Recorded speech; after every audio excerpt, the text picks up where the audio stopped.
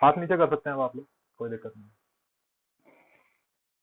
तो कुछ चीजें बता देता हूँ आप लोगों को। पहली बात, ये कोई प्रमोशनल एक्टिविटी नहीं है, ठीक है। जैसे आप लोग बहुत सारी ग्रुप्स, चैनल्स, कोचिंग्स में देखते हो कि आप लोगों को डेमो दिया जाता है कि आप लोग उसके बाद कोर्स ले लो, ये कर लो। ऐसा यहाँ पे कुछ नहीं होगा। यहाँ पे आपको कोई कोर्स बेचने की कोशिश नहीं की जा रही है, ना ही आपको कभी कहा जाएगा कि कोई कोर्स लीजिए, ऐसा कीजिए, वैसा कीजिए, ठीक है। तो ये कोई प्रमोशनल एक्टिविटी नहीं है। ये एक प्रॉपर बैच है जो 7 दिन चलेगा। तो ऐसी कोई प्रमोशनल एक्टिविटी नहीं है कि हम आपको 2 क्लास करा के बोलें कि अब एडमिशन ले लो, ऐसा कुछ नहीं होगा, ठीक है। ये प्रॉपर बैच है जिसमें 7 दिन में मैं मैक्सिमम चीजें आप लोगों को सिखाने की कोशिश करूंगा, पेपर 2 से रिलेटेड। दूसरा, अगर टाइम पास करने के मूड में है तो प्लीज अभी चले जाइए। तीसरा, अगर आप लोगों को टीचर की स्ट्रिक्टनेस से दिक्कत है, सख्त होने से दिक्कत है, तो अभी चले जाइए। मेरा काम मक्खन लगाने का नहीं है, मेरा काम पढ़ाने का है, ठीक है। मैं किसी चीज से कॉम्प्रोमाइज नहीं करता। मेरे खुद के स्टूडेंट भी इस मीट में बैठे हुए हैं, जिनको आना था, जिनके बेसिक्स कमजोर रह गए थे, वो दोबारा आना चाहते थे। तो मेरा काम मक्खन लगाने का नहीं है, मेरा काम पढ़ाने का है, और आपका काम पढ़ने का, ठीक है। तो ये मत सोचिएगा हमसे कैसे बात की जा रही है, हमें तो ये कहा जा रहा है, हमें तो वो कहा जा रहा है। जो मेरे मन में आएगा मैं वो कहूंगा। कोशिश करिएगा कि मुझे कहने का मौका ना दें, ठीक है ना।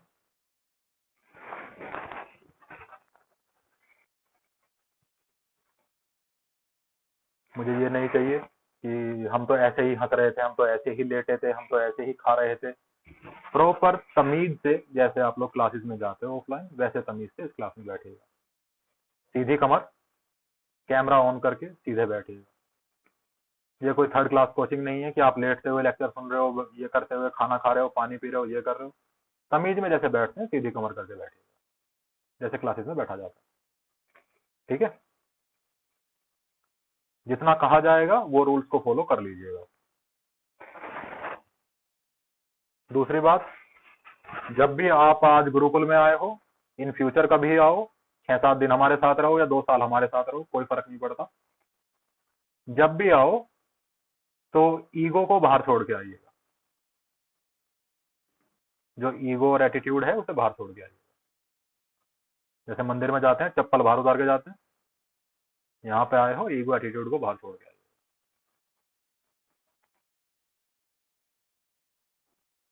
आप लोग कुछ लेने आए हो, कुछ देने नहीं आए हो। लेने वाले को विनम्रता दिखानी चाहिए, ठीक है। आप भले ही वो चीज फ्री में लो, पैसे दे के लो, कैसे भी लो, लेकिन लेने आए हो तो विनम्र रहना सीखिए। तो ईगो एटीट्यूड अगर कुछ भी हो, किसी भी बात का बुरा लगे तो लगता रहे। पहली बात तो आप लोगों को बुरा लगना नहीं चाहिए किसी बात का, क्योंकि जिंदगी में ऐसा कुछ उखाड़ा नहीं है कि कोई किसी बात का बुरा माने। देखो सच बात है, मजाक नहीं करूँ। बुरा उसे लगना चाहिए जिसने जिंदगी में कभी कुछ उखाड़ा हो। अभी आप स्टूडेंट हो, आपके फाइनेंशियल्स आपकी फैमिली देख रही है, आपकी टीचिंग्स आपके टीचर्स देख रहे हैं, अभी आपका खुद का कुछ है नहीं। समझ रहे हो ना। तो इसीलिए ईगो एटीट्यूड वगैरह भी आपके लिए रखना ठीक नहीं है, क्योंकि वो ना सिर्फ क्लासेस में हानिकारक होगा, फ्यूचर में भी हानिकारक होगा। अभी से रखोगे तो जब कुछ बन जाओगे तब कितना रखोगे। तो इसीलिए अभी ना रखिए, जब बन जाएंगे तब रखिएगा, ठीक है।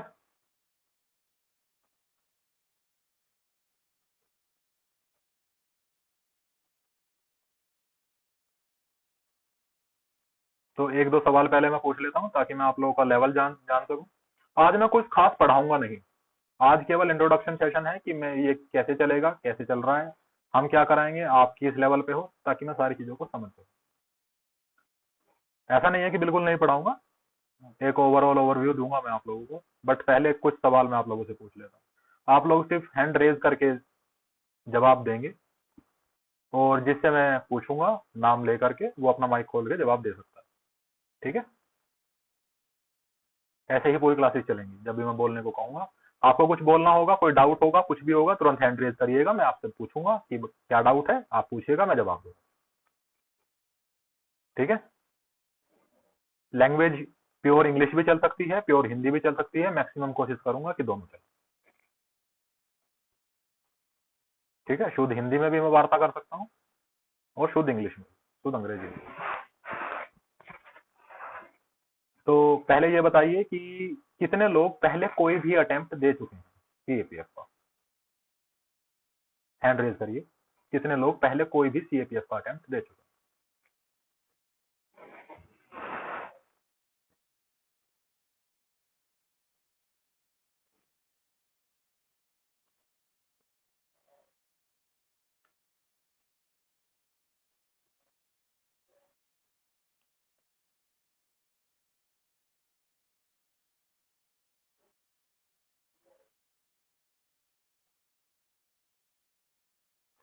चालीस के आसपास लोग दे चुके हैं, 20 फ्रेशर।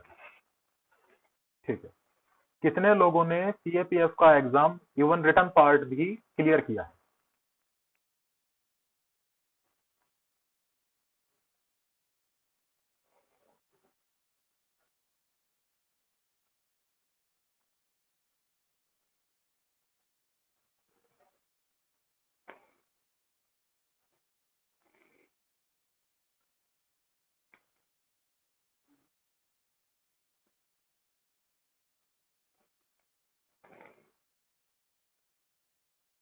केवल 5 लोगों ने। ठीक है। बस एक सवाल और, कितने लोग ऐसे हैं जो किसी भी एग्जाम की तैयारी, मान लीजिए चाहे वो सीडीएस हो, एनडीए हो, सीएपीएफ हो, सीएससी हो, पीसीएस हो, स्टेट सर्विस हो, एसएससी हो, कुछ भी हो, जो लगातार कम से कम 2 साल से तैयारी कर रहे हैं, कम से कम 2 साल?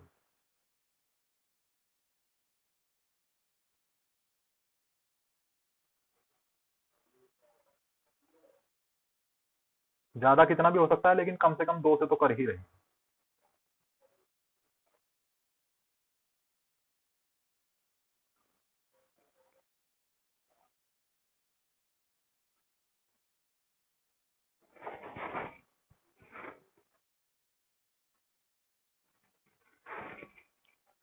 40 से भी ज्यादा लोग। इनमें से गवर्नमेंट जॉब कितनी करते हैं जिनकी लग गई, या जो जाने वाले हैं जॉब पे, या ऑलरेडी करते हैं, जिनका फाइनल सिलेक्शन हो चुका है, चाहे वो जॉब पे करते हो या जॉब पे जाने वाले हो? Government job.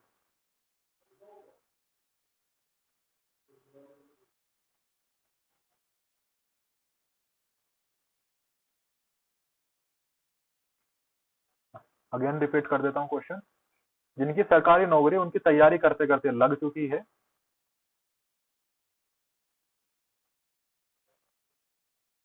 चलिए 3 लोग केवल। ठीक है। जिनमें से एक मैम बोल रही हैं कि अभी उनका फाइनल रिजल्ट नहीं आया है। चलिए ठीक है, 3 से 4 लोग। तो अब कुछ बातें कर लो। 45 से ज्यादा लोग 2 साल से ज्यादा से तैयारी कर रहे हैं। 70% के आसपास लोग 2 साल से ज्यादा से तैयारी कर रहे हैं, जिनमें से सरकारी नौकरी केवल 3 की लगी। क्या आप लोगों को पता है कि क्यों नहीं लग रही?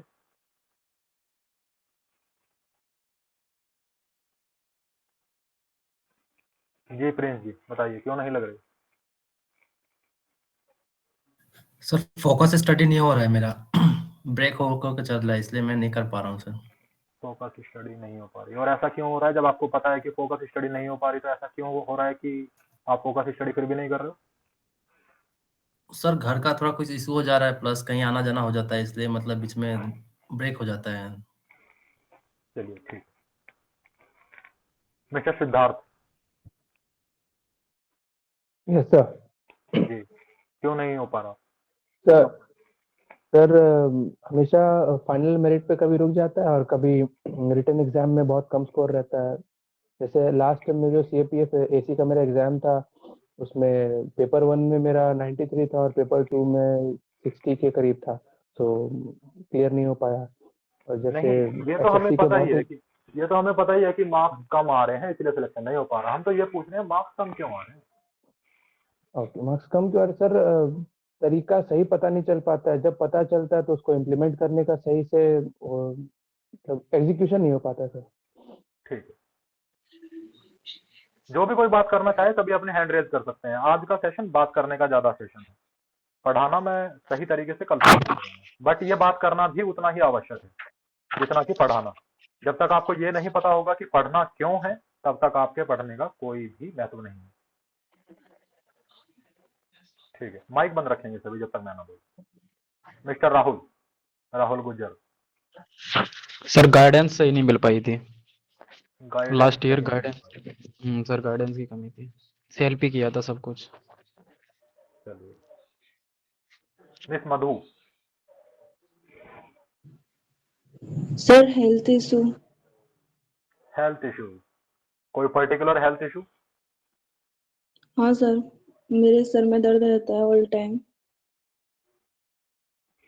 तो उसकी वजह से मैं ज़्यादा पढ़ नहीं पाती, फिर ज़्यादा मेरा फोकस भी नहीं हो पाता। सर में दर्द रहने का रीजन? नहीं पता सर, सब आंखें, रिपोर्ट सीटी स्कैन वगैरह सब नॉर्मल आता है, लेकिन सर का दर्द नहीं जाता। आंखें चेक कराई? हाँ सर, सब रिपोर्ट वगैरह सब वो रखा है। तो फिर जब आपको सर में दर्द लगातार रहता है तो फिर आप पढ़ाई कैसे कर पाएंगे? तो आप तैयारी कर क्यों रहे हैं?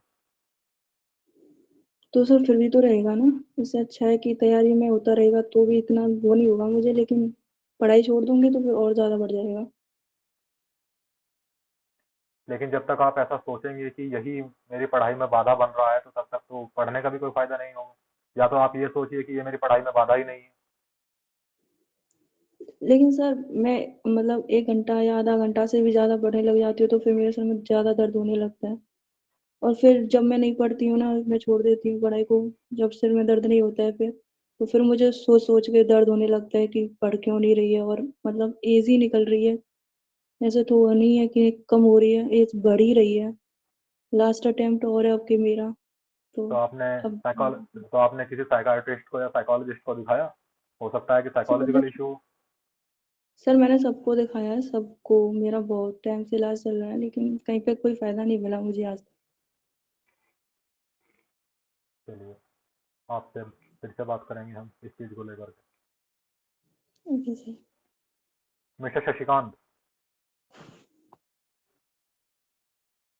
सर इस बार मैंने सीएपीएफ का एग्जाम दिया था, तो सर पेपर 1 में तो मेरे 150 मार्क्स के अप्रोक्स थे। पेपर 2 सर मैंने सेल्फ किया था यूट्यूब वगैरह से, लेकिन पूरा करके आया था, पता नहीं सर, हुआ नहीं। तो रीजन क्या रह रहा है कि मार्क्स आपके उतने नहीं आ पा रहे? मैं तो सिर्फ ये पूछ रहा हूँ। सर मैंने यूट्यूब वगैरह से किया था, तो पता नहीं किसी ने सही बताया नहीं बताया, गाइडेंस नहीं था मेरे पास। ठीक है, miss Mandiksha. Yes sir. Sir actually the thing is कि प्रॉपर रिवीजन नहीं हो पाता है। मतलब कि अगर मैं साइंस रिवाइज कर रही हूँ तो मुझे पूरा ज्योग्राफी वगैरह सब भूल जाता है, ज्योग्राफी करती हूँ तो साइंस में क्या पढ़ा था वो भूल जाता है। एंड पहले मैंने यूट्यूब से किया था तो मुझे लगा शायद वो सफिशिएंट नहीं है, तो मैंने बैच भी लिया एक, लेकिन वो बहुत ही स्लो पढ़ा रहे हैं, और जो पढ़ा रहे हैं मेरा उससे भी कम स्कोर आ रहा है अब। चलिए ठीक है, mister Rahul Chauhan. Sir mic open करिए। सर सॉरी सर, कंसिस्टेंसी नहीं बन पाती है। कंसिस्टेंसी नहीं बन पाती, ठीक है। Mister Abhay Singh. Hello sir. जी सर। सर मैं लास्ट 3 मंथ से वो कर रहा हूँ, प्रिपरेशन कर रहा हूँ अब, और रिवीजन सही से सर हो नहीं पाता है। रिवीजन नहीं हो पाता। मिस्टर हर्षल। सर हमेशा एक ही प्रॉब्लम रहा है कि जैसे कि गाइडेंस ठीक से नहीं मिल पाता। लाइक हमेशा गाइडेंस मेंटरशिप के लिए भागते रहो कि लाइक कुछ एक प्रॉपर पाथ मिले, और उसके बाद में जैसे अगर मैं कोई ढंग से प्रिपेयर कर भी लिया तो फिर उसके बाद में सर थोड़ा रिवीजन की इसमें थोड़ा ये हो जाता है, और जैसे जैसे एग्ज़ाम पास में आती है तो थोड़ा सर फियर ज़्यादा जनरेट हो जाता है मन के अंदर कि ये मिस आउट हो गया, वो मिस आउट हो गया, ये रह ठीक गया, है, वो रह गया, थोड़ा ये पढ़ लेना चाहिए था सर। तो ये ठीक है, मेजर इशू है। ठीक है। जिनसे बात हो गई वो हाथ नीचे कर सकते हैं। Miss Pranjal, good evening sir. Good evening ma'am. Sir actually वो मैथ्स का थोड़ा बहुत ज़्यादा इशू रहता है क्योंकि सर जितना करती रहती हूँ उसके बाद मतलब पीछे वाला भूलती चली जाती हूँ, आगे वाला होता रहता है। ठीक। मिस वर्षा, सर मैथ्स बहुत ज़्यादा वीक है एंड लास्ट 6-7 मंथ से बिल्कुल पढ़ाई नहीं हो पा रही है। रीजन पढ़ाई क्यों नहीं हो पा रही है? सर मेरिट आउट अब समझ मेरिट नहीं आता। Merit out in what? Sir CPF से ही था ओके, 2023। ओके। आप शायद इंटरव्यू से हैं मेरे पास। हाँ जी sir. Okay. Mister Kumawat, sir मतलब ना होने का रीज़न तो सर एक मतलब उन्होंने रिपीट कर दिया वैसे तो। एक तो सर रिवीजन मतलब सर पुराना पढ़ने में मतलब बहुत ऐसा ऑकवर्ड सा लगता है, मतलब पुराना पढ़ने में बहुत होता है सर। और सर एक कंसिस्टेंसी रीज़न है, और एक सर रीज़न ये है कि डिस्ट्रैक्शन बहुत लगता है सर, मतलब जैसे सर फ्रेंड्स वगैरह और सर बाकी ऑनलाइन सोशल मीडिया सर वो डिस्ट्रैक्शन लगते हैं sir. Okay. Mister Prince, sir mic on करेंगे?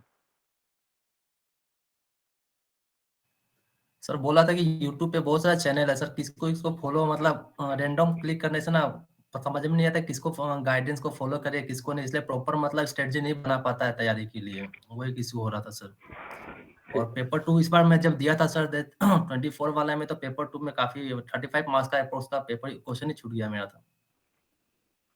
ठीक है। चलिए वर्षा जी, आप भी हाथ नीचे कर लीजिए। तो मैक्सिमम लोगों के 3 रीजन: गाइडेंस नहीं है, कंसिस्टेंसी नहीं है, और तीसरे वाला रीजन कि टाइम मैनेजमेंट नहीं होता, रिवीजन नहीं। Maximum 3 reason. एक दो एक्सेप्शन है like health issues and family issues. अब अगर मैं आप लोगों से सच सच पूछूं, फोकस वही बात है, अगर मैं आप लोगों से सच सच पूछूं, क्या आपको अपनी इन प्रॉब्लम्स का सोल्यूशन पता नहीं?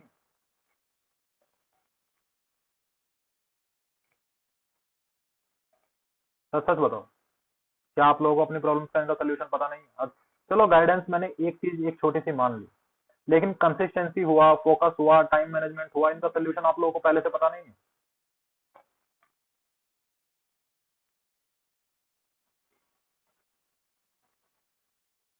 आप लोगों को पता है ना इनका सोल्यूशन? इनका एक सोल्यूशन है, बैठिए, किताब खोलिए, पढ़ाई करनी शुरू कीजिए।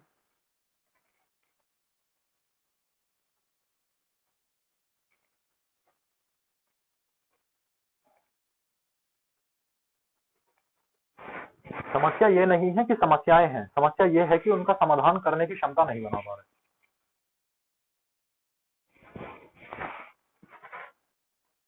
अब ये जो आप बाकी लोग जो बात कह रहे हैं कि गाइडेंस नहीं है, हमें गाइडेंस की आवश्यकता है, या फिर यूट्यूब पर बहुत सारे चैनल हैं, टेलीग्राम पर बहुत सारे ग्रुप्स और चैनल्स हैं, किस किस की माने? किसी एक की क्यों नहीं मानते?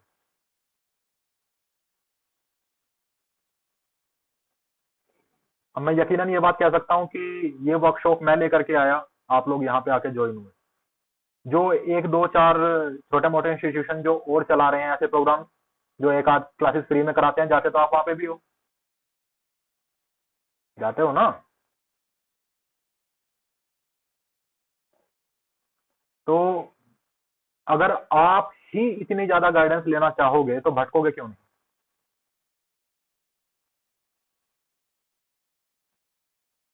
अगर आप किसी एक इंसान पे भरोसा करके चल सकते हो कि ये ट्राई कर लेते हैं, सिर्फ एक, जिससे बात करके आपको सही लगे, जिसकी क्लासेस देख के आपको सही लगे।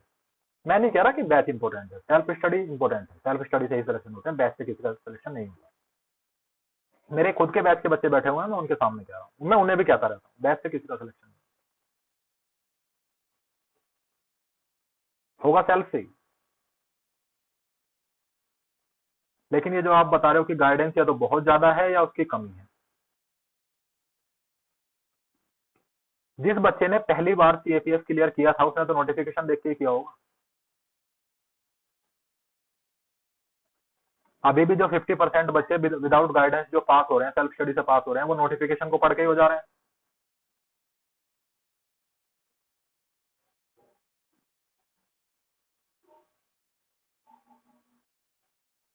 और YouTube पे आप लोग देख के आ रहे हो तो यकीनन मेरे जैसे छोटे मोटे टीचर्स की या छोटे मोटे इंस्टीट्यूशन की वीडियो तो नहीं आ रही है उससे।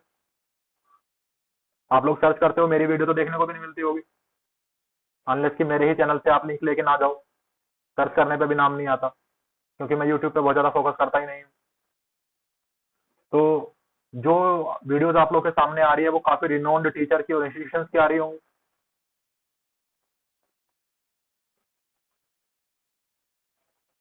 वो आपको कुछ बता रहे हैं तो आप एक बात को पकड़ करके मान करके उस पर तैयारी क्यों नहीं करते? लेकिन समस्या क्या है? समस्या ये नहीं है कि गाइडेंस बहुत ज्यादा है, समस्या ये है कि जो स्ट्रेटेजी आपके ऑलरेडी दिमाग में है, आप उसी का वैलिडेशन टीचर से चाहते हो। जब तक आपको वो वैलिडेशन नहीं मिलता तब तक आप एक टीचर से दूसरे टीचर के पास जाते रहते हो, एक मेंटर से दूसरे मेंटर के पास जाते रहते हो।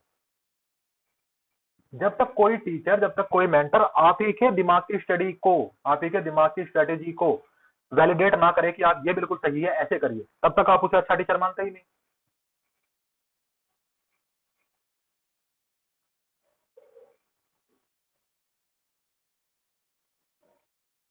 समस्या यहां आती है।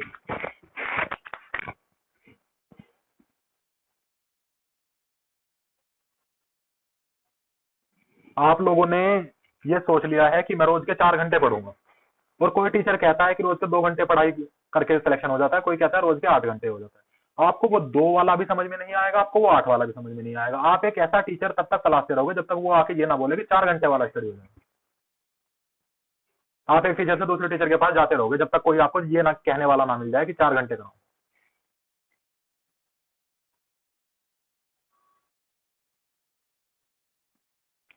दूसरा जो बोलते हैं पेपर 2 में नहीं मिल रहा हमें कोई गाइडेंस, पेपर 2 में नहीं हो पा रहा। पेपर 2 में भी आप लोग सिर्फ और सिर्फ वैलिडेशन सीख करते हो, सिर्फ और सिर्फ वैलिडेशन ढूंढते हो कि कोई हमारे लिखे हुए को सही बता दे।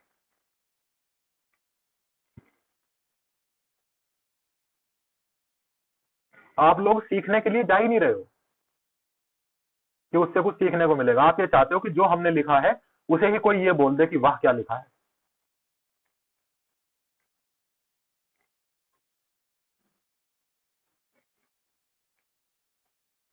और मैक्सिमम इंस्टीट्यूशंस की भी यही स्ट्रेटेजी होती है।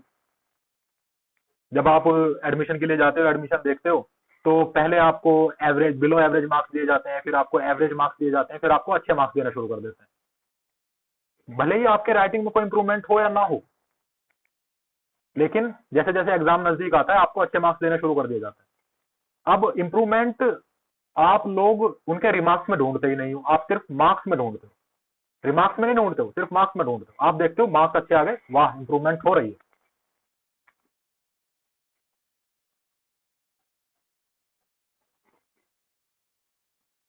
इसीलिए वो जब अच्छे मार्क्स देना शुरू कर देते हैं तो आप लोग अपना लिखा हुआ टॉपिक पढ़ते ही नहीं, उनके रिमार्क्स को पढ़ते ही नहीं। देखते हो मार्क्स अच्छे आए हैं, वाह मैंने तो अच्छा लिखा, नेक्स्ट टॉपिक पे मूव कर दो।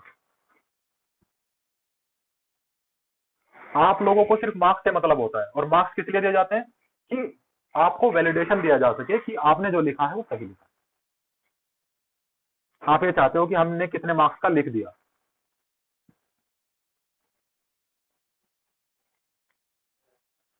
तो समस्या सारी की सारी ये है कि आप लोग खुद की स्ट्रेटेजी का, खुद के लिखे हुए का, खुद के गाइडेंस का सिर्फ वैलिडेशन चाहते हो, किसी को फॉलो करना नहीं चाहते।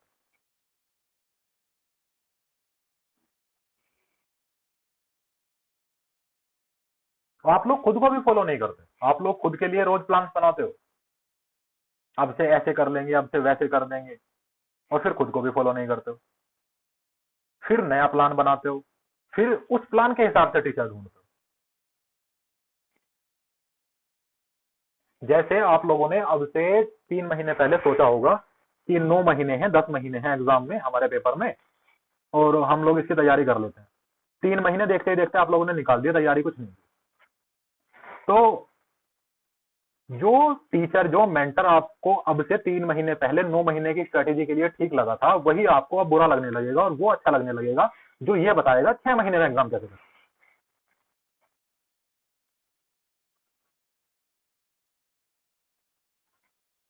क्योंकि आपकी स्ट्रेटेजी, आपका टाइम वो डिमांड कर रहा है अब। तो आपने नई गाइडेंस ढूंढ ली। 2 महीने बाद जब 4 महीने रह जाएंगे, 5 महीने रह जाएंगे, तब फिर आप 4 महीने 5 महीने वाले टीचर को पकड़ोगे और ये बोलोगे कि लास्ट में आके ये बोलोगे, अरे पहले वो टीचर मिल गया था, फिर वो मिल गया था, फिर वो मिल गया था, हमें तो मल्टीपल गाइडेंस मिल गई। आपने फॉलो तो किसी एक को भी नहीं किया। फॉलो आपने खुद को भी नहीं किया, किसी मेंटर को भी नहीं किया, किसी टीचर को भी नहीं किया।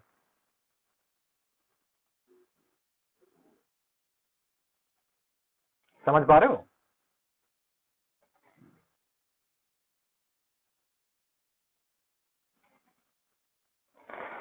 आपको अपनी समस्याओं का समाधान पता है।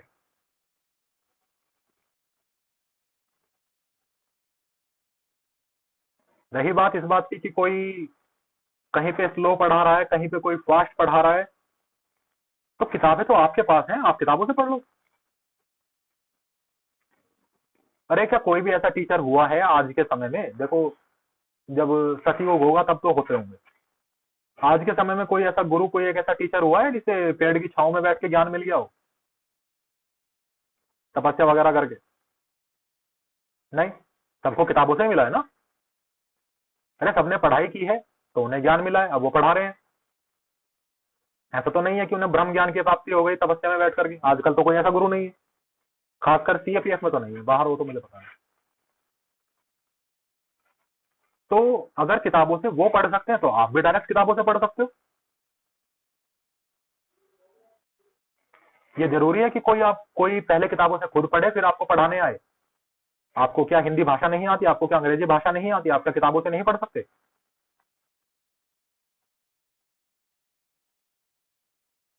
पढ़ सकते हो ना।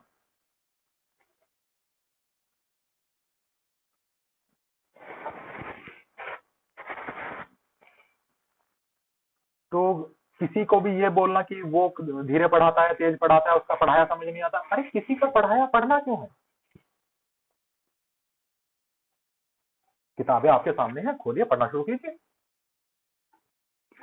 फिर किसी ने सवाल किया कि मतलब रीजन दिया, सवाल तो नहीं किया, रीजन दिया कि जब हम एक सब्जेक्ट पढ़ते हैं तो दूसरा बोलने लगता है, दूसरा पढ़ते हैं तीसरा बोलने लगता है, जो लास्ट में पढ़ते हैं वही याद रह जाता है। किसने आपको ये कहा कि एक सब्जेक्ट ही एक टाइम पे पढ़िए? कौन है वो इंसान? कहां से आई है मेथोडोलॉजी? आप लोगों ने स्कूल में गए, आप लोगों ने जाना शुरू किया, आप लोग जिंदगी के 16-17 साल स्कूल में गए, क्या आप रोज सारे सब्जेक्ट नहीं पढ़ते थे? उसके बाद आप लोग कॉलेज में गए, क्या आप लोग सारे सब्जेक्ट एक साथ नहीं पढ़ते थे?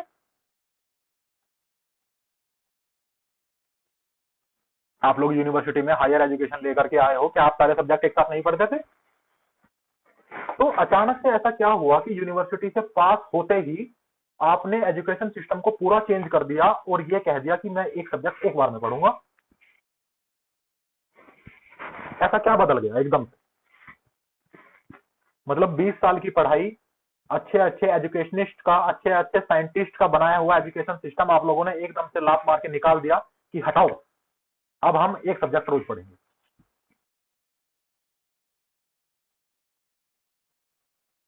आप लोग दिन में 6 घंटे पढ़ रहे थे, दिन में 6 अलग अलग सब्जेक्ट पढ़ रहे थे, क्या जिंदगी अच्छी नहीं चल रही थी?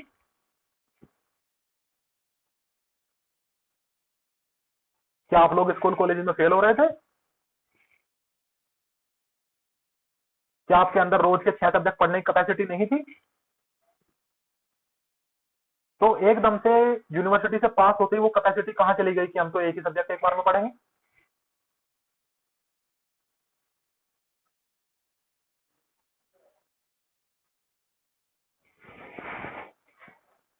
मैं ये नहीं कह रहा हूं कि आप रोज 6 सब्जेक्ट पढ़ो, आप रोज 7 सब्जेक्ट पढ़ो, मैं तो सिर्फ सवाल कर रहा हूँ इस चीज पे कि कैपेसिटी तो आपके अंदर रोज के 6 सब्जेक्ट पढ़ने की भी है, और उसका प्रूफ है आपकी डिग्री, आपके हाथ में जो डिग्री है वो प्रूफ है उस चीज का कि आप रोज के 6 सब्जेक्ट पढ़ सकते हो।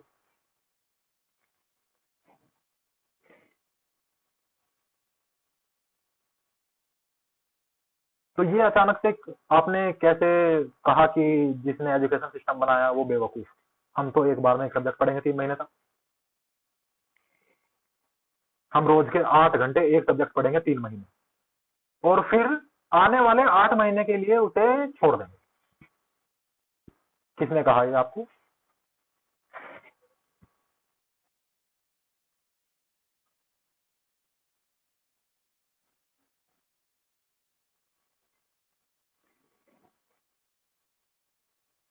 समझ में आ रही है गलतियां?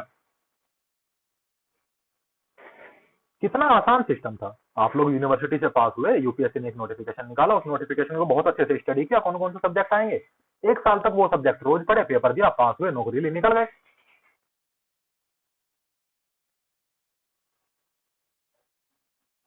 था ना आसान? लेकिन आप लोगों ने कौन कौन से स्टेप उसमें ऐड कर दिए? यूनिवर्सिटी से पास हुए, 1 साल मजा लेंगे, अभी तो डिग्री हुई है। फिर कोई एग्जाम चूज करते हैं, कौन से वाला देंगे? अरे एक ही एग्जाम देंगे क्या, 5-6 देते हैं।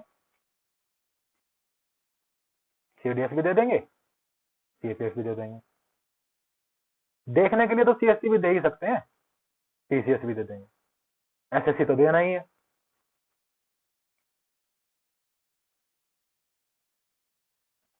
फिर हर एग्जाम के लिए दिन काउंट करेंगे,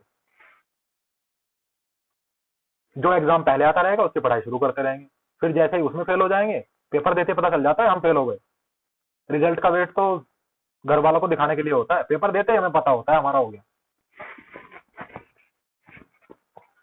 फिर जो नेक्स्ट एग्जाम होगा उसकी तैयारी पे लग जाएंगे, फिर उसमें फेल हो जाएंगे, फिर नेक्स्ट एग्जाम जो होगा उसकी तैयारी पे लग जाएंगे। फिर जब ऐसे 1-2 साल निकल जाएंगे, इसीलिए मैंने पूछा 2 साल से कौन तैयारी कर रहे हैं, चीजों से रिलेट करिएगा मैं जो बोल रहा हूँ, अगर मैं कहीं गलत लगूँ तो बताइएगा मुझे। जो 2 साल से तैयारी कर रहे हैं मैं उनके लिए बता रहा हूँ। फिर जब 2 साल ऐसे करते करते हो गए, एक बात समझ में आ गई कि एक एग्जाम को एक बार में फोकस करना पड़ेगा, तो मेंटर ढूंढना शुरू किया, गाइडेंस ढूंढनी शुरू की, और उस गाइडेंस में भी फिर से वही काम शुरू कर दिया कि ये वाली अच्छी नहीं लग रही, वो वाली अच्छी लग रही, वो वाली अच्छी नहीं लग रही, 2 महीने उससे नहीं पढ़े, फिर उसके पास चले गए, फिर उसके पास चले गए, ऐसे करते करते 1 साल और निकाल दिया। जब 3 साल तैयारी करते को हो गए, घर वालों की उम्मीदें उठने लगी, मेंटली प्रेशर आने लगा, फिर जब भी किताब खोलते हैं तो उस प्रेशर को सोचने लगते हैं, नौकरी नहीं लगी तो अब की बार घर वालों को क्या बोलूं। फिर आधा टाइम उस प्रेशर में खराब हो जा रहा है जो आप लोगों ने 3 साल तक मिल करके बिल्ड किया अपने ऊपर। आधा टाइम ये सोच रहे हैं नौकरी लग गई तो ये करूंगा, और आधा टाइम ये सोच रहे हैं नौकरी नहीं लगी तो क्या करूंगा, बस पढ़ाई नहीं हो रही।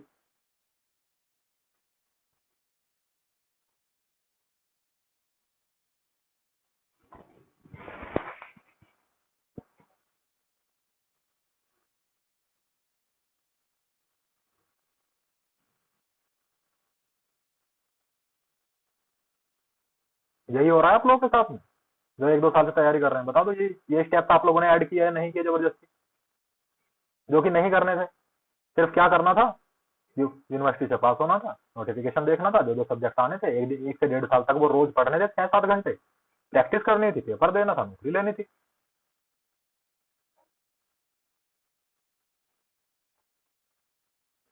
अब इन 3 सालों में 2 सालों में क्या हुआ कि आप लोगों ने पढ़ने पढ़ने पढ़ने के चक्कर में लिखने की आदत भी खो दी, जो आपको कॉलेज स्कूल यूनिवर्सिटी ने दी, वो लिखने की कैपेबिलिटी और वो आदत भी खो दी।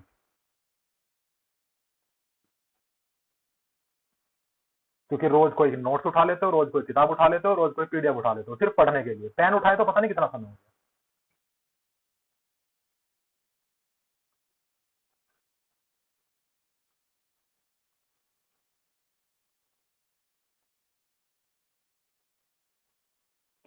अब कोई कुछ लिखने को बोल दे तो सांस सूख जाता है, कैसे लिखेंगे?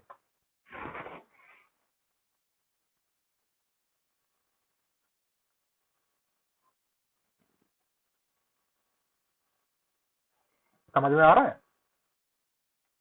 इसी चक्रव्यूह में फंस चुके हो और रास्ता सिर्फ एक है कि सारी चीजों को, जो भी कुछ अब तक सीखा, जो भी कुछ अब तक किया, कोई भी प्रेशर बिल्ड किया, कुछ भी किया, उसे साइड में रख के 7 से 8 महीने चुपचाप बैठ के पढ़ना है।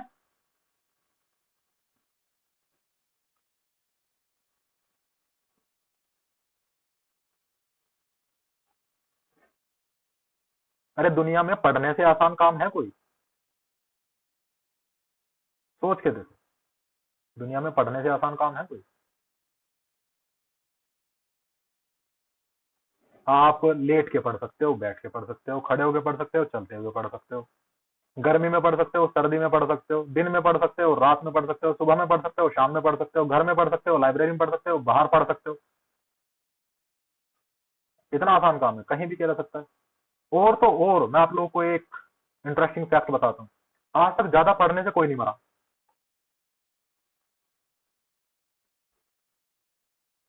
मैंने आज तक सुना ही नहीं, अरे वो तो 10 घंटे पढ़ा था मर गया।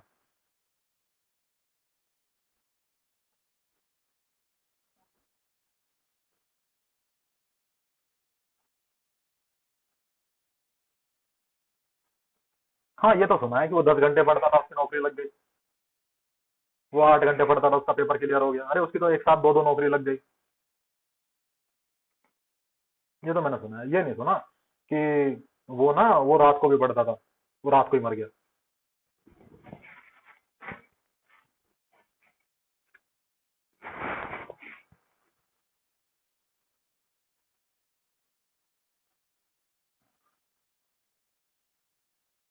अनलेस की रेलवे लाइन पे बैठ के पढ़ रहा हूँ।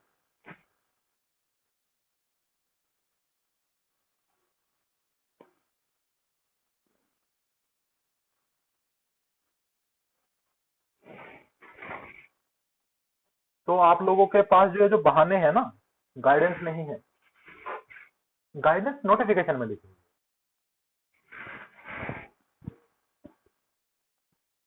है। जी मिस्टर राहुल। सर गाइडेंस ही गलत डायरेक्शन में मिल गई थी, एक ऑफलाइन कोचिंग ज्वाइन कर ली थी। वो मैं गलती मान सकता हूँ, चलो हो हाँ जाती सर, है। नहीं सुनिए, 3 महीने। सुनिए एक मिनट। मैं ये गलती बिल्कुल मान सकता हूँ कि गाइडेंस गलत मिल गई हो, किसी ने गलत गाइड कर दिया हो, लेकिन इतनी समझदारी तो आप में एक एज ए ग्रेजुएट, एक स्नातक बच्चे में होनी चाहिए कि उसे 2 से 3 महीने में पता चल जाए कि ये चीजें सही नहीं है। सर 2-3 महीने बाद तो उसने बजा ही दिया था, सब कुछ नहीं दिया था, नहीं बाहर ही निकाल दिए थे, सारे बच्चे छोड़ के चले आए।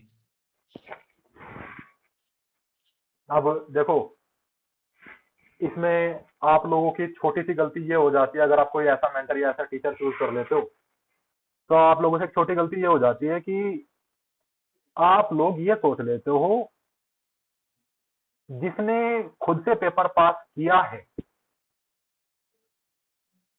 वो बहुत अच्छा पढ़ा सकता है, वो बहुत अच्छा गाइड कर सकता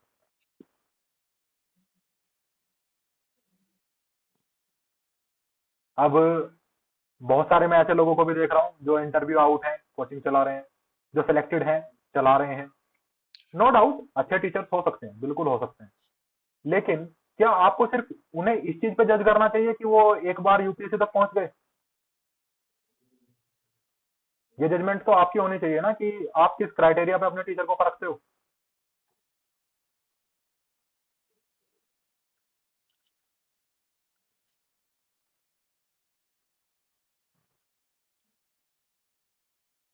आप लोगों को एक चीज बिल्कुल क्लियर होनी चाहिए दिमाग में। सर माइक बंद कर लीजिए।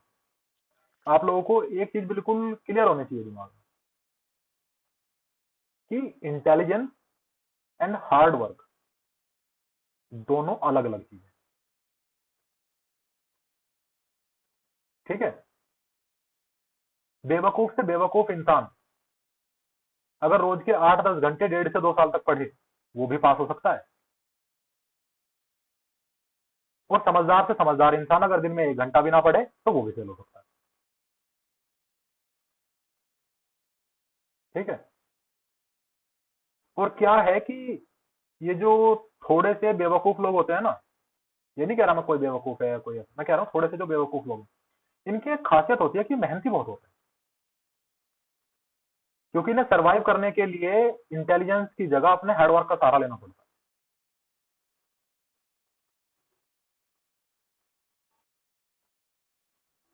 और वो मेहनत इनका साथ दे जाती है। आप लोगों ने एक मूवी देखी है फॉरेस्ट गंप? फॉरेस्ट गंप नाम से शायद है, और शायद हिंदी में लाल सिंह चड्ढा वो आमिर खान जी ने बनाई थी, है ना? मैंने मूवी नहीं देखी, लेकिन मैंने उसका सिर्फ एक सीन देखा जिसमें उन्होंने ये बताया था कि अगर हम अपना दिमाग बंद करके सिर्फ कहे हुए काम को मेहनत से करें तो वो काम कई गुना ज्यादा क्वालिटी से और कई गुना ज्यादा जल्दी खत्म हो जाता है।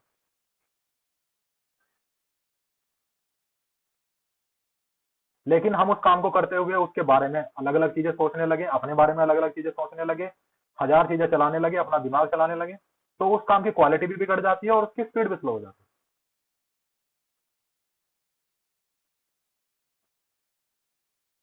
तो जो इंसान थोड़ा सा सोचने समझने की क्षमता कम रखता है वो मेहनती ज्यादा होता है।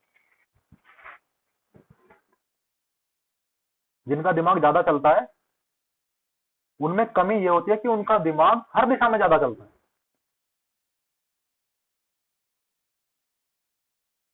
आप लोगों को पढ़ाई जल्दी समझ में आ जाती है, कुछ को जल्दी आ जाती है, कुछ को नहीं। मैं किसी को यहाँ पे वो नहीं कर रहा हूँ, डिस्क्रिमिनेट नहीं कर रहा हूँ कि पढ़ाई जल्दी समझ में आ जाती है, आप लोगों का दिमाग तेज है, लेकिन वो तेज टाइम को वेस्ट करने में भी है, वो तेज अदर डायरेक्शंस में भी है, सिर्फ पढ़ने में नहीं है। वो कुछ सोचने लगता है तो बहुत लंबा सोचने लगता है, टाइम निकाल देता है। आप लोगों को उसको बांधने की आवश्यकता है, और टीचर को इस बात पे जज करना चाहिए कि वो हमें क्या प्रोवाइड कर सकता है, ना कि इस चीज पे कि उसने खुद की लाइफ में क्या किया है। अगर आप खुद की लाइफ पे जज करोगे कि टीचर ने खुद की लाइफ में क्या किया है, फिर तो हमारे जितने ऋषि मुनि साधु हैं वो सब बेकार हैं, क्योंकि किसी के पास राजपाट नहीं था, सिर्फ ज्ञान था।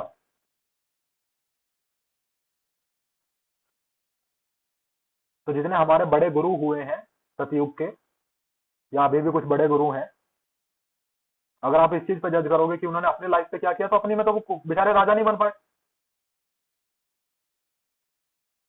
लेकिन अगर आप एक राजा से ही सीखने चले जाओ कि राजा कैसे बने, जबकि उसे तो उसके गुरु ने बनाया था, तो उसे तो नहीं पता कैसे बने, लेकिन वो बन के बैठा है, तो आप किसे ज्यादा काबिल मानोगे राजा बनाने के लिए? आवाज हो ज्यादा साउंड कर रहा हूँ।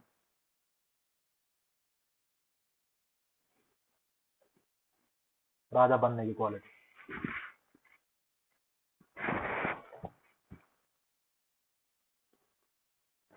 तो आप लोगों को, टीचर को इस बात पे जज करना चाहिए कि वो हमें क्या प्रोवाइड करा सकता है, हमें कैसे हेल्प कर सकता है वो अचीव करने में जो हमें अचीव करना है, ना कि इस चीज पे कि उन्होंने खुद की लाइफ में क्या किया।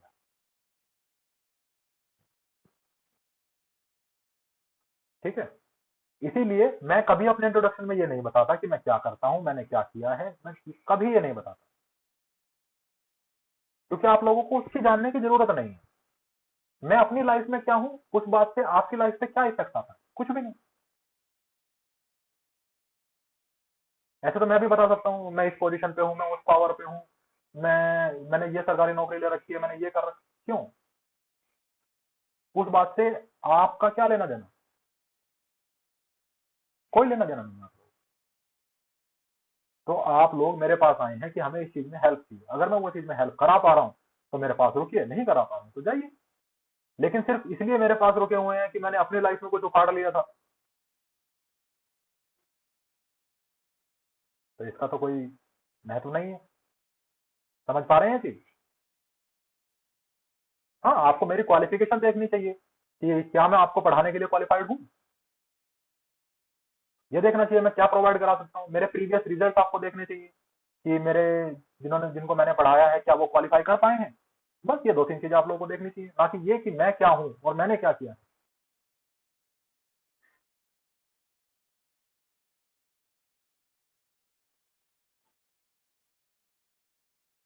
और अब मैं यहाँ क्वालिफिकेशन वगैरह तो बताने नहीं बैठूंगा।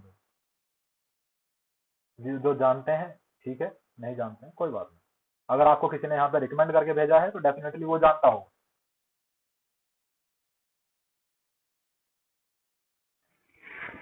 तो कुछ चीजें अपने दिमाग में क्लियर रखिए।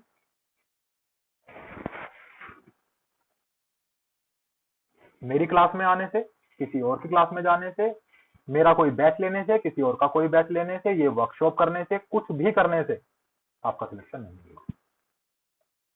आपका सिलेक्शन होगा अगले 8 महीने एक कुर्सी पर बैठकर जी तोड़ मेहनत करके पढ़ाई।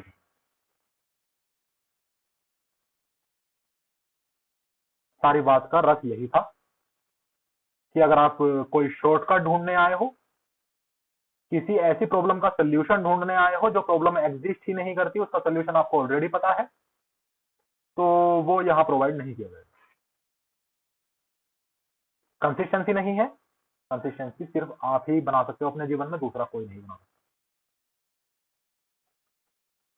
हम जिनकी कंसिस्टेंसी बनाते हैं उनकी कमर में दर्द रहने लगता है। हाँ, जो हमारे बच्चे हैं उनसे पूछ लो, वो जो जो जो ये हंस रहे हैं उन्हें पता है, वो आधा टाइम दिन में मुर्गा बने हुए हैं, पता नहीं क्यों।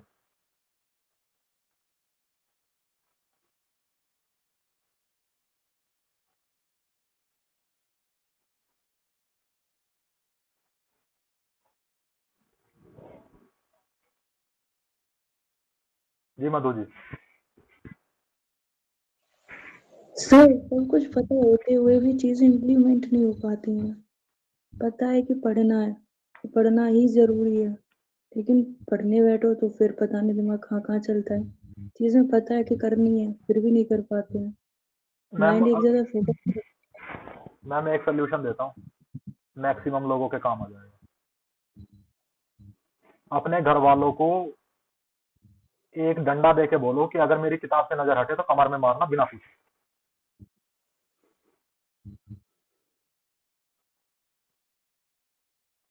ये अपने घर वालों को बोल दो साफ साफ, उनके हाथ में अपना फोन दे दो और बोलो कि अगर मैं पढ़ाई से हटूं तो पूछना मत, देखना मत, सीधा लगना चाहिए मेरे में।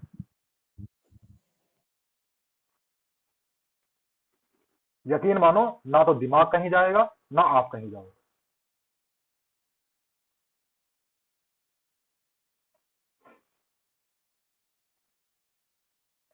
समस्या की जड़ सर ये नहीं है, समस्या की जड़ मैम ये नहीं है कि दिमाग इधर उधर जा रहा है। समस्या की जड़ ये है कि हमारे ऊपर इस चीज की कोई जवाबदेही नहीं है। सिर्फ और सिर्फ ये समस्या की जड़ है कि हमारे ऊपर कोई जवाबदेही नहीं है। इसीलिए हमारा दिमाग इधर उधर जाने की परमिशन लेकर हमसे जा रहा है। हमारे पास उस चीज की कोई जवाबदेही नहीं है। हम किसी को नहीं बता रहे कि हमारा टारगेट हुआ है नहीं हुआ है, हम किसी को नहीं बता रहे कि हमारा सिलेक्शन क्यों नहीं हुआ है। हमारे पास बहाने ऑलरेडी पहले से बनाए रखे हुए हैं। हमारे पास कोई जवाबदेही है ही नहीं, ना हमारे पास कोई डेडलाइन है, ना हमारे पास जवाबदेही है। इसीलिए हम इधर उधर जा रहे हैं। आप किसी को निरक्षक रखिए ना अपने ऊपर कि जवाबदेही आपकी बनेगी मेरे ऊपर अगर मैं नहीं पढ़ा या मैं नहीं पढ़ी। स्कूल में ऐसे होता था, आप लोग अच्छे पढ़ते थे नहीं पढ़ते थे? कॉलेज में ऐसा होता था, आप लोग पढ़ते थे नहीं पढ़ते थे? जब से आपके अंदर ऑटोनॉमी की फीलिंग आई है, आपके अंदर ये फ्रीडम आई है, तब से चीजें बिगड़ी हैं।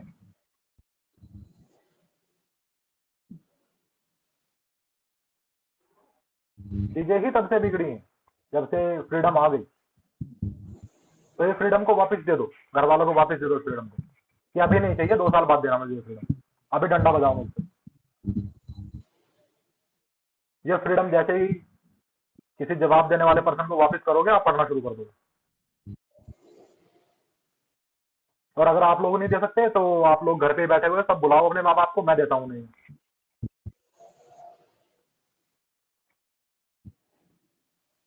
सर इतनी भी फ्रीडम नहीं है, फिर भी पता नहीं चीजें हुई क्या रही हैं। मैम क्या फ्रीडम नहीं है? क्या अगर आप पढ़ना ना चाहो तो जबरदस्ती कोई पढ़ाने वाला है आपको? कोई चाहता ही नहीं है कि पढ़े।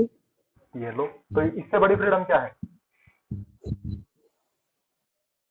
फ्रीडम का मतलब ये नहीं है कि आप घर से बाहर घूम रहे हो, फ्रीडम का मतलब ये नहीं है लेट नाइट पार्टीज करो, फ्रीडम का मतलब ये है कि मेरा कोई काम करने का मन है तो कर लिया, नहीं है तो नहीं किया।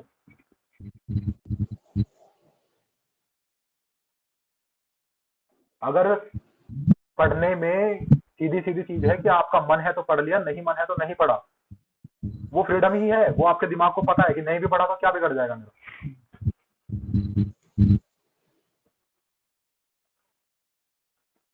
तो जितनी जल्दी हो सके ये फ्रीडम अपने घर वालों को अभी वापस कर दो, सारे के सारे, कि पढ़ना ही पढ़ना है, 2 साल बाद देना है फ्रीडम, ऑप्शन नहीं है इसे ना पढ़ने का।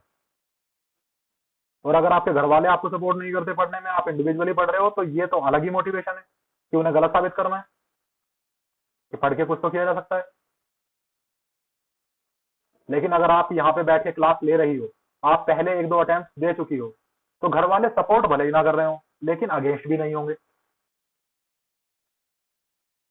क्योंकि अगेंस्ट होते तो आपके पास ना किताबें होती, ना क्लास लेने की सुविधा, ना आप पेपर देने जा पाते।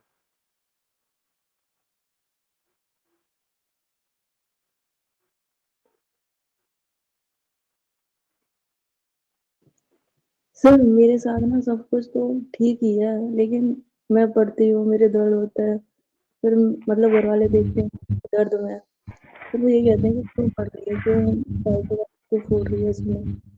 वहां से फिर मतलब हिम्मत टूटने लगती है, क्या ही करना है अब।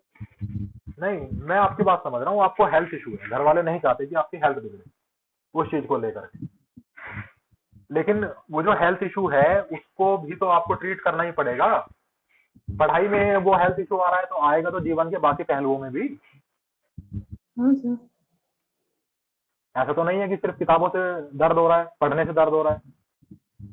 सर मोस्टली यही है कि मतलब थोड़ा सा ज्यादा पढ़ते हैं ना, तभी तुरंत दर्द होना स्टार्ट हो जाता है।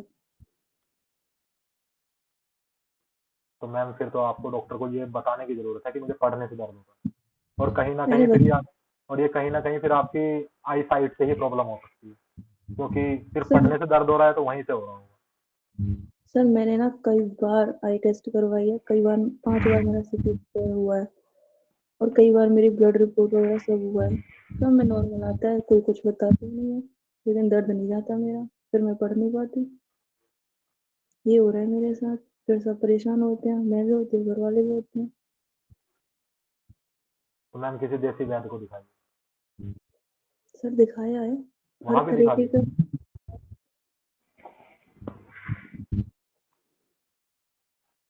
आप एक बार एम्स में जाके दिखाइए कि क्या इशू, ऐसा क्या आ रहा है कि ना आई साइड में इशू है, ना ही कोई ब्रेन इशू है, तो सर दर्द होता क्यों?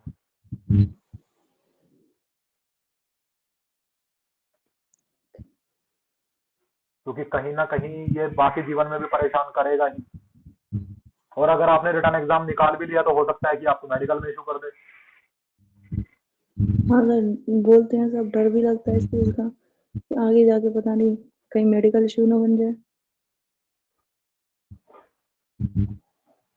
तो मैम एक बार आप एम्स में और कंसल्ट करिए इसको लेकर के, हम तो यही एडवाइस कर सकते हैं। Okay sir. एक मैम बोल रही है स्टडी ही हेडेक है।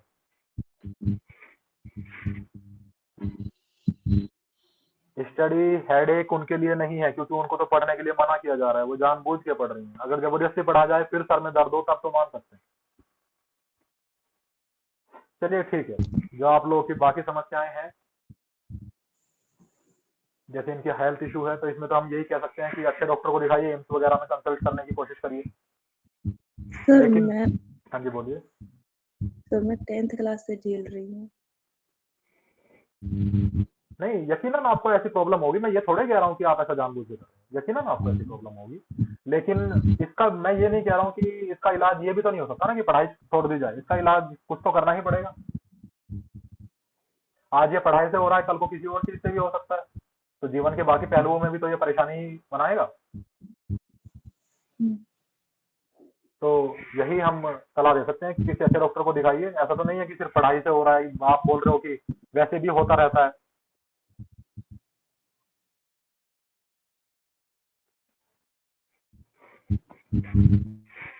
चलिए। तो बाकी समस्याओं का मैंने सभी को बता दिया। अरे आप सभी डॉक्टर ना बने, वो एम्स में कंसल्ट कर लेंगे, किसी ऐसे डॉक्टर से कंसल्ट कर लेंगे, आप सभी डॉक्टर ना बने। चलिए, तो यहाँ तक आप लोगों को समझ में आया कि 2-3 साल आप लोगों को हो चुके हैं करते करते। क्यों समस्याएं आ रही हैं वो मैं सारी आप लोगों को बता चुका हूँ। अब मेन चीज पे चलते हैं जिस चीज के लिए आप मेरे पास आए हैं, that is paper 2 of CAPF, central arm police force assistant commandant examination conducted by UPSC union public service commission, general studies paper 2। Descriptive paper है, एक ओवरव्यू दे देता हूँ, सभी को पता होगा, आप लोगों में से 45 लोगों ने पहले भी पेपर दे रखा है, एक चीज बता देता हूँ दोबारा। इसमें आप लोगों को 6 ऐसे यानी कि निबंध मिलेंगे, 6 निबंध, जिसमें से आपको 4 लिखने होंगे, जिनकी शब्द सीमा 300 शब्दों की होगी। उसके बाद आपको 2 काउंटर आर्ग्यूमेंट लिखने के लिए दी जाएंगी, जिनकी शब्द सीमा नहीं निर्धारित होती, क्योंकि वो भी निबंध के बराबर अंकों के होती हैं, तो हम उनकी भी शब्द सीमा 300 शब्दों की ही मान करके चलते हैं। ठीक है, क्योंकि वो भी 20 नंबर की होती है, निबंध भी 20 नंबर के होते हैं, तो हम उनकी भी शब्द सीमा अराउंड 300 शब्द ही मान करके चलते हैं। उसके बाद आपको 2 रिपोर्ट्स लिखनी होती हैं, जिनकी शब्द सीमा 200 शब्दों की होती है। निबंध आप हिंदी एवं अंग्रेजी दोनों भाषाओं में से चयन करके किसी में भी लिख सकते हैं। Counter argument and report and बाकी का पेपर, जिसमें आपका एक प्रेसी होता है, एक ग्रामर का सेक्शन होता है, ठीक है, जिसमें सेंटेंसेस वगैरह करेक्शन वगैरह सब कुछ आता है, और एक अनसीन पैसेज होता है। ठीक है, ये सारी चीजें होती हैं, वो ग्रामर का पार्ट, ये सारा आपको अंग्रेजी में लिखना होता है, इंग्लिश में लिखना होता है, ये सभी को पता है, एक मोटा मोटा ओवरव्यू है। ठीक है, इस वर्कशॉप में जो हमारी 7 दिन चलेगी आज से शुरू होकर के, इसमें हम आपको निबंध यानी कि एसेज, काउंटर आर्ग्यूमेंट एवं रिपोर्ट, ये 3 चीजें लिखनी सिखाएंगे भी और लिखवाएंगे भी। ठीक है, मैं पहले निबंध लिखना सिखाऊंगा, फिर आपको एक निबंध लिखने के लिए दूंगा, फिर उस पर चर्चा करेंगे, फिर एक काउंटर आर्ग्यूमेंट लिखना सिखाएंगे, उसे लिखवाएंगे, फिर उस पर चर्चा करेंगे। ऐसे ही एक रिपोर्ट पहले लिखना सिखाएंगे, फिर लिखवाएंगे, फिर उस पर चर्चा करेंगे। ठीक है, ये 6 दिन हमारा प्रोग्राम चलेगा। रिपोर्ट का सिखाना, लिखना और चर्चा करना एक ही दिन में हो जाएगा, बाकी दोनों में 2-2 दिन लगेंगे, तो टोटल 5 दिन का कार्यक्रम है, जो कि कल से चलेगा। ठीक है, और फिर संडे के दिन हम आपको एक निबंध यानी कि ऐसे एक आर्ग्यूमेंट और एक रिपोर्ट लिखवा करके टेस्ट करेंगे समय सीमा के अंदर। ठीक है,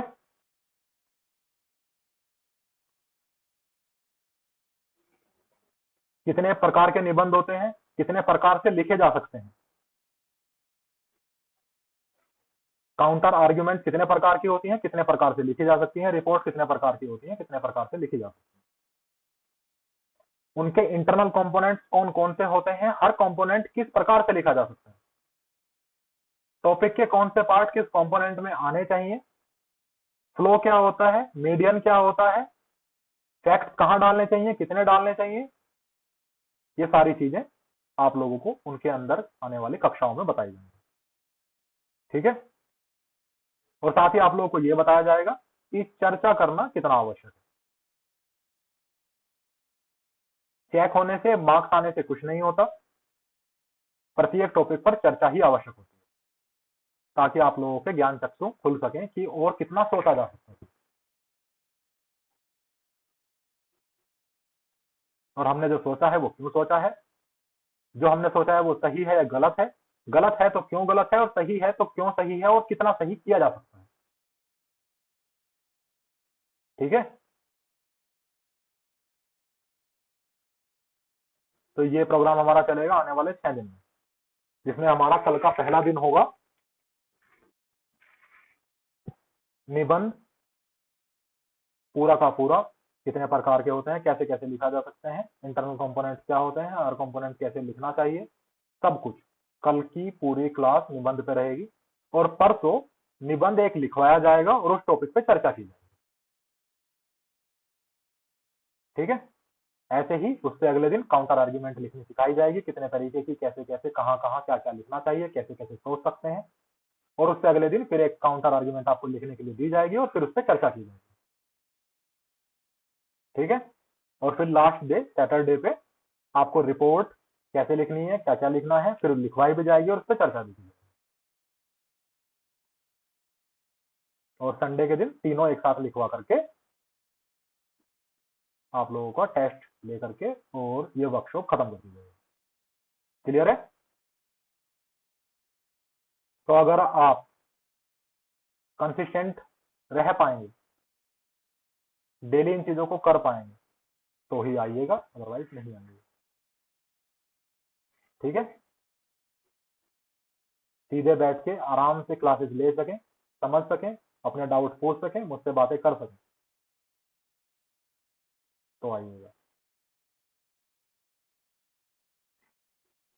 सभी के समझ में आ गया?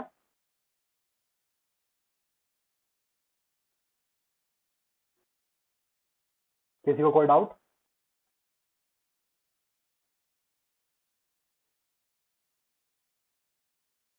यश मिस्टर कुमावत।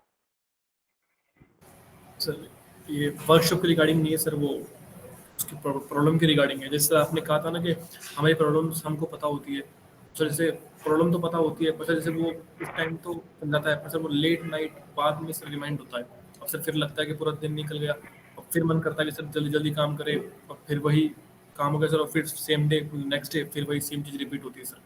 जैसे सर किसी के साथ चले गए, एक चार्ट बना लीजिए, दीवार पे लगा लीजिए, जिस भी समय आपको कोई थॉट आए, कोई समस्या का समाधान नजर आए, तुरंत उसे लिख लीजिए ताकि अगले दिन उसे फॉलो कर सकें। उसे सामने दीवार पे लगा करके रखें कि अगले दिन ये नहीं करना है और अगले दिन ये करना है।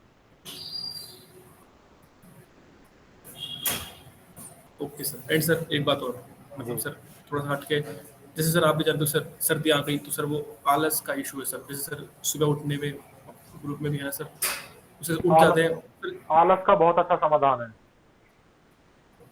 आलस का एक बहुत अच्छा समाधान है। फॉलो कर पाओगे?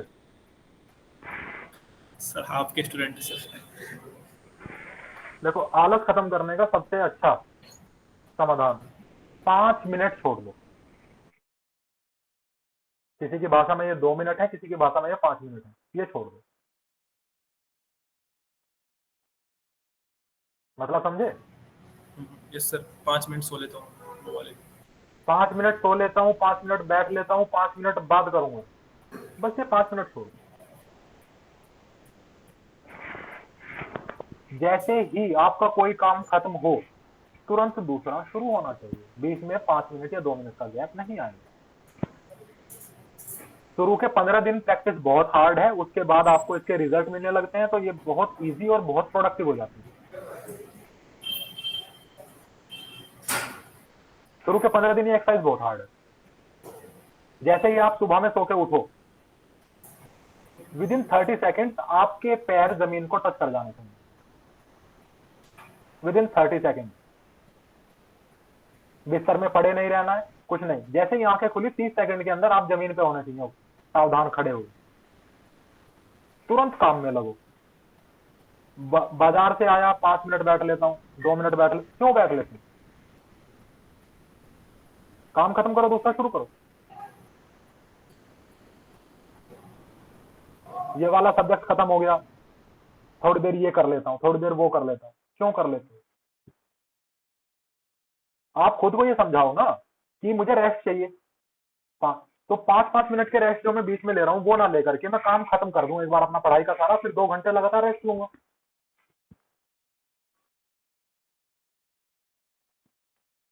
लेकिन ये जो 5 मिनट होती हैं, ये कब आधा घंटा, पौना घंटा और 1 घंटा बन जाती हैं, इनका पता नहीं चलता।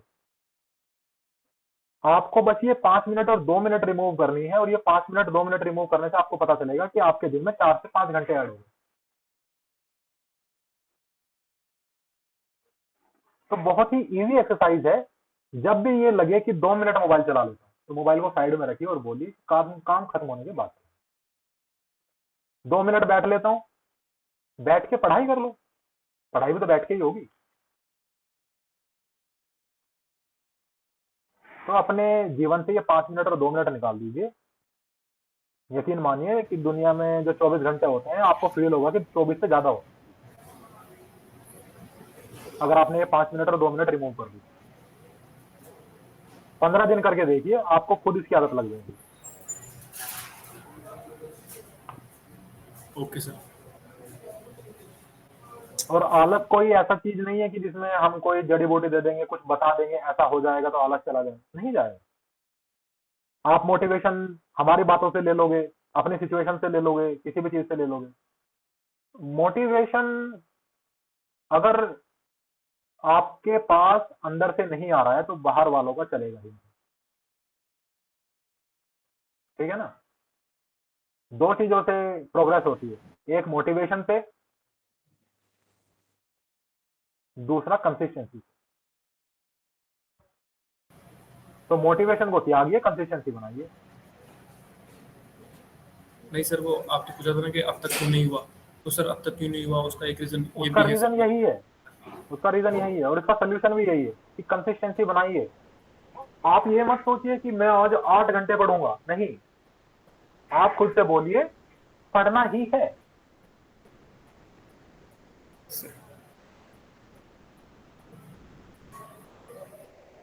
खुद से उस चीज को करना ही है।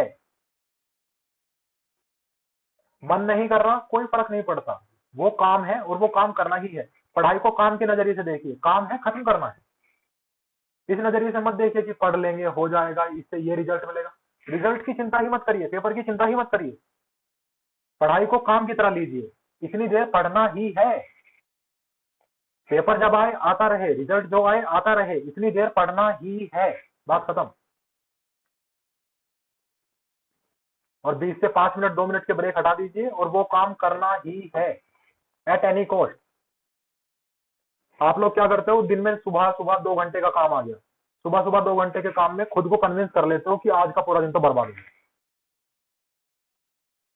अब नहीं पढ़ पाएंगे, अब नहीं पढ़ा जाएगा। यस सर, बिल्कुल ऐसे होता है सर। तो एक चीज और मानिए, माइक बंद करिए, एक चीज और मानिए, जो नए बच्चे उन्हें बता देता हूँ, पुराने वालों को तो पता है। आप लोगों की टाइम की यूनिट गलत है। आप लोग टाइम को गिनते हो महीनों में, दिनों में। आप लोगों की टाइम की यूनिट गलत है, उस चीज को सुधारिए। टाइम की यूनिट घंटों में लेकर के आइए, आवर्स में, घंटों में। सुधारिए इस चीज को। आप दिन का छोटा सा हिस्सा बर्बाद होने पे दिन को बर्बाद मान लेते हो। अगर आप घंटों में काउंट करोगे तो आपके पास बचे हुए घंटों को आप प्रोडक्टिव बना सकते हो। अगर आपका वीकली टारगेट ये होगा कि मैं 7 दिन पढ़ूंगा, डेफिनेटली आप 2 से 3 दिन नहीं पढ़ पाएंगे। समझ रहे हो? क्योंकि आपको ये लगेगा कि वो टाइम जो चला गया, वो दिन जो चले गए, वो रिकवरेबल नहीं है, वो रिकवर हो ही नहीं सकते। लेकिन जब आप इसी चीज को ये मान लेते हो कि रोज 8 घंटे के हिसाब से 7 दिन में पढ़ूंगा, ठीक है, तो 7 8 56 घंटे होते हैं, 56, अगर मेरा मैथ सही है तो अगर मेरे दिन के 4 घंटे बर्बाद हो गए तो मैं एक रात जाग करके 4 घंटों को कवर कर सकता हूं। अगर मेरा एक दिन पूरा बर्बाद भी हो गया तो मैं आने वाले बाकी के दिनों में, मानिए मेरा एक दिन बर्बाद हो गया, मैं 8 घंटे पढ़ने वाला था, आज नहीं पढ़ पाया, मेरे पास 6 दिन बचे होंगे, तो मैं क्या करूंगा कि रोज 1-1 घंटा एडजस्ट कर दूंगा कि अब बाकी हफ्तों में, बाकी के 6 दिनों में मैं 9-9 घंटे पढ़ूंगा।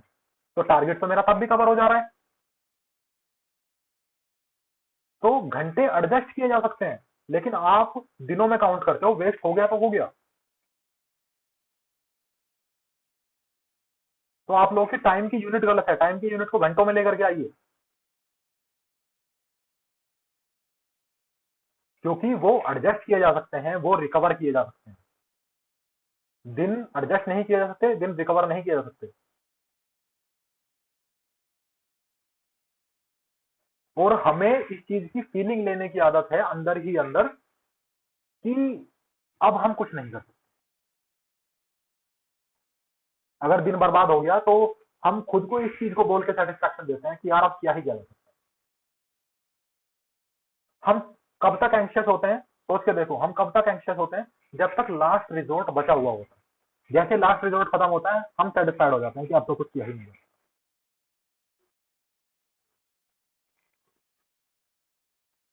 तो जैसे ही दिन बर्बाद होगा हम ये सोचेंगे अब तो दिन बर्बाद हो ही गया, तो कल से देखेंगे। अरे आप घंटों में काउंट कीजिए, अभी भी आप कुछ घंटे प्रोडक्टिव कर सकते हैं। दिन के 8 घंटे नहीं कर पाए, आज के दिन के 2 घंटे कर लीजिए, बाकी के 6 घंटे 1-1 घंटा रोज बढ़ा देंगे तो वो रिकवर हो जाएगा। 2 घंटे आज पढ़ लिए, बाकी 6 के 6 दिन 1-1 घंटा बढ़ा दिया, 8 घंटे पूरे हो गए, दिन रिकवर हो गया, ना काम रुका ना टारगेट रुका।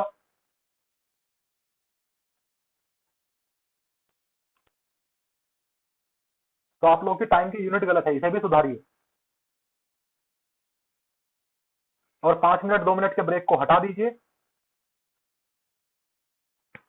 आंखें खुलते ही 30 सेकंड में जमीन पे खड़े हो जाइए, अपना काम शुरू करिए। मोबाइल को बिल्कुल हाथ नहीं लगाएंगे, एक फिक्स टाइम रखिए, इस टाइम से इस टाइम के बीच में मोबाइल चलाऊंगा।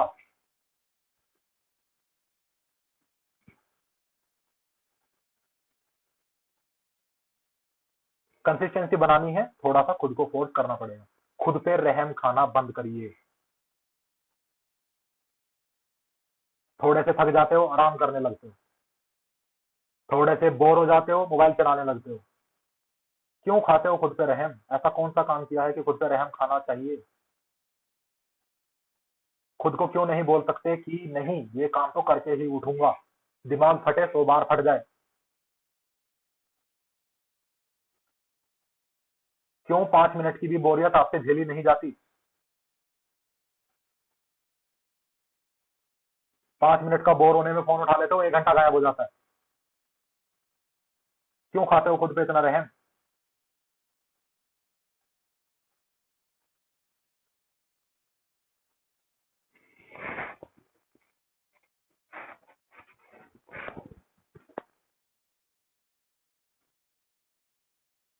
ये सब बंद करना पड़ेगा अगर सिलेक्शन लेना है तो, और नहीं लेना है तो 2-3 साल आप लोगों को लगे लगे हो गए, 1-2 साल और लगे रहेंगे।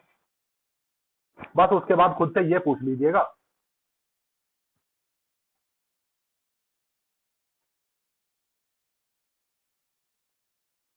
कि नहीं हुआ तो क्या। और एक सवाल जो बहुत ज्यादा हिट करता है बच्चों को, वो आप लोगों को बता देता हूँ, खुद से पूछिएगा, मुझे मत बताइए, बुरा लगता है आप लोगों को। खुद से पूछिएगा, जो लिविंग स्टैंडर्ड आपकी फैमिली ने आपको दे रखा है, क्या आप वो मेंटेन कर पाएंगे?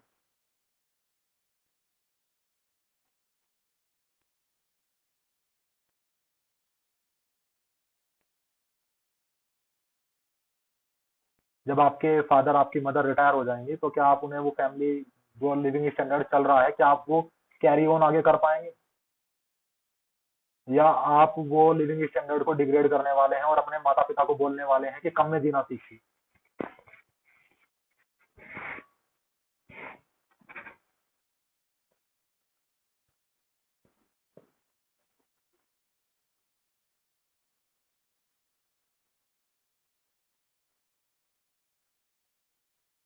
ठीक है, तो ये सारे ये जो छोटे छोटे 3-4 सोल्यूशन हैं, इनको अगर आप आने वाले 7 से 8 महीने लगा लेंगे, डेफिनेटली आप लोगों का भी सिलेक्शन हो जाएगा। तो रही बात पेपर 2 की या पेपर 1 की, किसी भी चीज की, आने वाले 6 से 7 दिनों में हम इस चीज को पूरी तरह कवर करेंगे। ठीक है, भरोसा रखना आपके हाथ में है कि आप लोगों को मुझ पर भरोसा है या नहीं है। मैं इतना कह सकता हूं कि जो भी करा रहा हूं चीजें प्रूवन है, कई साल से प्रूवन है, बहुत सारे लोगों का सिलेक्शन हुआ है। और कहीं ना कहीं क्योंकि एडवर्टीजमेंट मैं बिल्कुल भी नहीं करता हूं, 1% भी कोई एडवर्टीजमेंट कहीं नहीं होता है, तो यकीनन अगर आप यहाँ पे आए हो तो किसी ने आपको भेजा है या आप ढूंढते हुए आए, है ना? तो जिसने भेजा है या ढूंढने की मेहनत है, या मैंने जो 1 घंटा बातें की, किसी भी एक चीज पे भरोसा करके 6 से 7 दिन मेहनत करने को तैयार रहिए। ठीक है, बाकी जगह इधर उधर जाने की, दिमाग खर्च करने की, टाइम खर्च करने की कोई आवश्यकता नहीं है। 6 से 7 दिन बैठ के मेहनत करते हैं, फिर अच्छा लगे तो आगे कैरी फॉरवर्ड कर लीजिएगा अपनी मेहनत को, अदरवाइज छोड़ दीजिएगा और मजे लीजिएगा जैसे अब तक ले रहे थे। ठीक है, तो आज के लिए इतना ही। कल मिलते हैं आपसे 8 बजे निबंध की कक्षा में। धन्यवाद।